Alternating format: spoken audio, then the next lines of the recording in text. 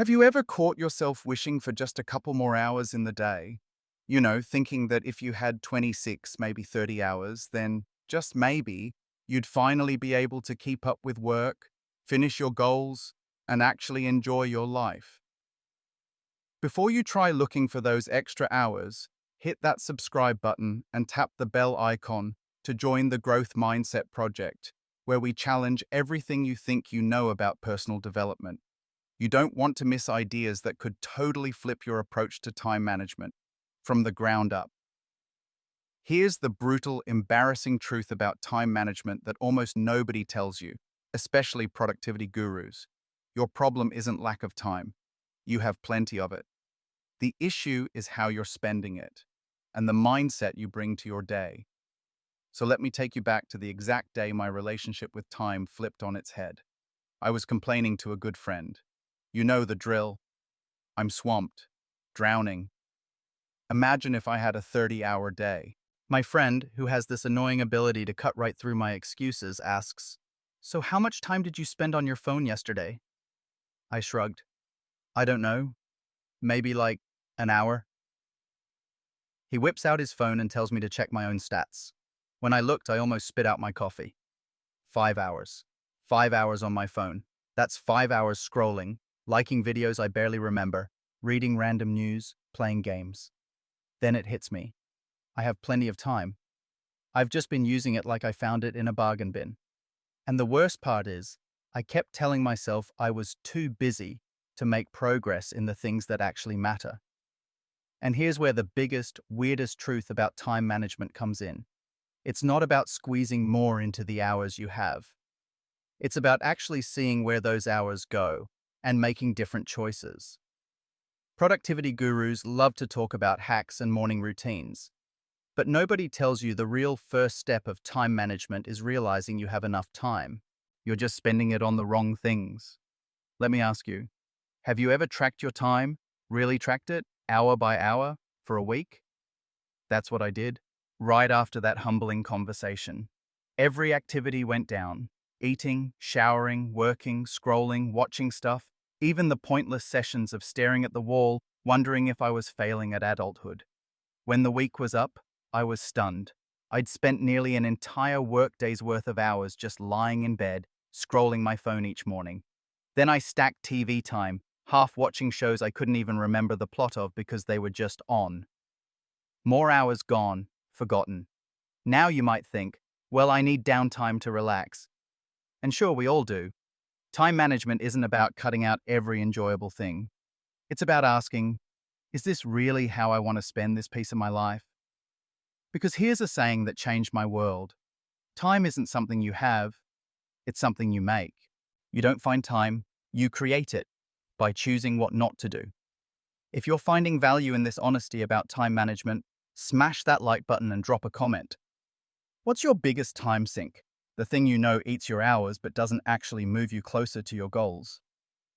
Here's the mindset shift that distinguishes people who get everything done from those who just feel busy. They see their time as more valuable than money. Think about it. If someone asked to borrow $100, you'd at least ask why. Yet hours slip away to distractions, social media, mediocre shows, or endless obligations simply because someone requested your time. You wouldn't pay to scroll Instagram, so why give precious, non-renewable time away so easily? Here's the question I started asking for every block of my day. Is this worth my life? Not just my time, my life. Because that's all time really is. Every hour you spend is a chunk of your life you're never going to get back. When you start treating your hours like slices of your life, your standards go way up. Is this app worth an hour of my existence? Is a bland conversation worth my evening? Usually, no, it's not. With that mindset, I laid out my real priorities. What projects do I actually care about? What relationships and experiences matter? I looked at my calendar and, as you probably guessed, none of it had any space. My calendar was full of other people's requests, default commitments, random errands, maybe later goals shoved to the margins. The stuff that actually mattered? It was never scheduled. It existed in a fantasy space called When I Have Time. which is really code for never. Here's what productivity gurus gloss over. Waiting around for spare time is a lie. You won't suddenly find yourself with 2 free hours to write your book or learn guitar. You have to protect and claim that time aggressively upfront. I started blocking my priorities into my calendar, just like non-cancelable meetings. Then everything else, appointments, favors, entertainment, had to fit around that, or it didn't happen. People said I was becoming rigid, but seriously, what's actually crazy is hoping everything you value will magically fit around all of life's noise, obligations, and distractions. Within a month, I'd finished a creative project I'd been trying, aka wishing, to finish for half a year. I got fit because my workouts were booked in like important appointments. I finally started the hobby I'd been daydreaming about. And here's the best part. I didn't feel burned out or busier. I was just spending time, my most valuable asset, on what mattered to me. The junk? I cut it out. Social media shrank to a quick check, not a time sink. TV was off unless I genuinely enjoyed it. So if you want a real challenge that'll change your approach to time management, do this. For 1 week, write down where every hour goes. Be honest. See how much of your life is traded for things you don't even value or remember. It's uncomfortable at first, but it's freeing. Once you're clear where your time goes, you can reclaim it, hour by hour, for the things that pull you forward. That's your secret weapon. You don't need 1 more hour. You already have enough. You just have to stop giving it away for nothing. Quick reminder. If this video is sparking new ideas on time management or changing how you think about your days, go ahead and like, subscribe, and leave a comment. Your support helps the Growth Mindset Project reach more people ready to upgrade their lives. Now, imagine a life where your priorities shape your schedule, instead of reacting to everyone else's emergencies and distractions.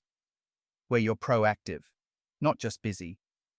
This isn't about being a robot or never relaxing, by the way. It's about intentionally spending your limited time, your life, in ways that align with who you want to become.